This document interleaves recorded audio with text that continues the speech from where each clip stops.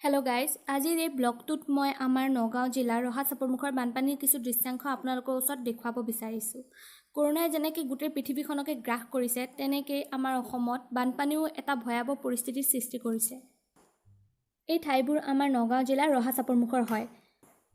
ঘৰটো দেখিছেনে কেনেকৈ ডুব গৈছে?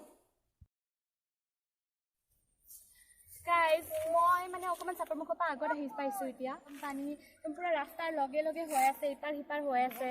যদি আৰু অকণমান হয়, ৰাস্তাও চাগে ওপৰতে উঠি যাব। বাৰু আৰু অকণমান আগলৈ যাওঁ, চাওঁ আৰু কেনেকুৱা হৈ আছে। মই আৰু অলপ আগলৈ গ'লোঁ। এইফালে অলপ বানপানীৰ প্ৰকোপটো কম। আহি চাগে মই কামপুৰে পালোহি। এইফালে ইমান বেয়া অৱস্থা নহয়, অলপ অলপ হৈছে আৰু বানপানী চাগে, আৰু ৰাস্তা ওলাই আছে। চ' মই ভাবিছোঁ এতিয়া যোৱাটো ভাল হ'ব ঘৰলৈ। উভতি আহোঁতেও মই কেমেৰাটো অন কৰি আছিলোঁ। চাওক কেনেকৈ ঘৰবোৰ ডুব গৈছে। সঁচাকৈ বহুত বেয়া লগা অৱস্থা হৈ গৈছে। চাওক কেনেকুৱা পৰিস্থিতি হৈ গৈছে ঠাইবোৰ।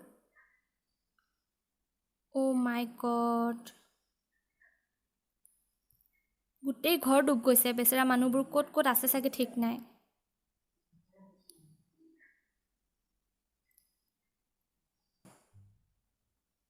এইখন কাকতি গাঁৱৰ বজাৰ হয়। বজাৰৰ ভিতৰতো পানী হৈ গৈছে।